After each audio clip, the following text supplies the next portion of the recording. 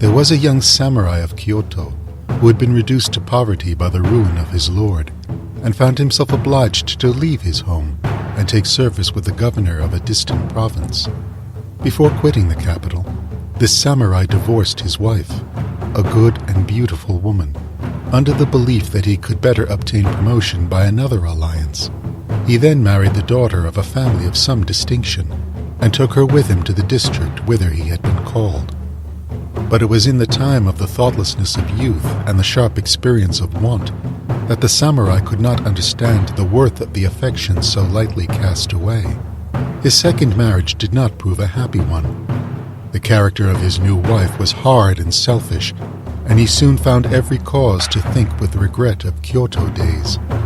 Then he discovered that he still loved his first wife, loved her more than he could ever love the second, and he began to feel how unjust and thankless he had been. Gradually, his repentance deepened into a remorse that left him no peace of mind. Memories of the woman he had wronged, her gentle speech, her smiles, her dainty pretty ways, her faultless patience, constantly haunted him. Sometimes in dreams he saw her at her loom, weaving as when she toiled night and day to help him during the years of their distress. More often he saw her kneeling alone in the desolate little room where he had left her, veiling her tears with her poor worn sleeve. Even in the hours of official duty, his thoughts would wander back to her. Then he would ask himself how she was living, what she was doing. Something in his heart assured him that she could not accept another husband, and that she would never refuse to pardon him. And he secretly resolved to seek her out as soon as he could return to Kyoto, then to beg her forgiveness, to take her back, to do everything that a man could do to make atonement. But the years went by. At last the governor's official term expired, and the samurai was free. "Now I will go back to my dear one," he vowed to himself. Ah, what a cruelty, what a folly to have divorced her. He sent his second wife to her own people. She had given him no children, and hurrying to Kyoto, he went at once to seek his former companion, not allowing himself even the time to change his traveling garb. When he reached the street where she used to live, it was late in the night of the 10th day of the 9th month, and the city was silent as a cemetery. But a bright moon made everything visible, and he found the house without difficulty. It had a deserted look. Tall weeds were growing on the roof. He knocked at the sliding doors, and no one answered. Then, finding that the doors had not been fastened from within, he pushed them open and entered. The front room was matless and empty.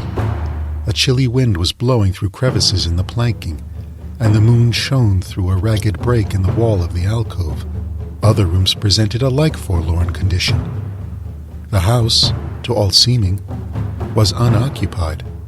Nevertheless, the samurai determined to visit one other apartment at the further end of the dwelling, a very small room that had been his wife's favorite resting place.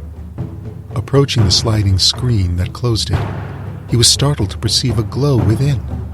He pushed the screen aside and uttered a cry of joy, for he saw her there, sewing by the light of a paper lantern. Her eyes at the same instant met his own, and with a happy smile she greeted him, asking only, "When did you come back to Kyoto? How did you find your way here to me through all those black rooms?" The years had not changed her. Still she seemed as fair and young as in his fondest memory of her. But sweeter than any memory, there came to him the music of her voice, with its trembling of pleased wonder. Then joyfully he took his place beside her and told her all, how deeply he repented his selfishness, how wretched he had been without her, how constantly he had regretted her, how long he had hoped and planned to make amends, caressing her the while and asking her forgiveness over and over again. She answered him with loving gentleness, according to his heart's desire, entreating him to cease all self-reproach. It was wrong, she said, that he should have allowed himself to suffer on her account. She had always felt that she was not worthy to be his wife. She knew that he had separated from her, notwithstanding, only because of poverty, and while he lived with her, he had always been kind, and she had never ceased to pray for his happiness. But even if there had been a reason for speaking of amends, this honorable visit would be ample amends. What greater happiness than this, to see him again, though it were only for a moment? Only for a moment, he answered with a glad laugh. Say rather, for the time of 7 existences. My loved one, unless you forbid, I am coming back to live with you always, always, always. Nothing shall ever separate us again. Now I have means and friends. We need not fear poverty.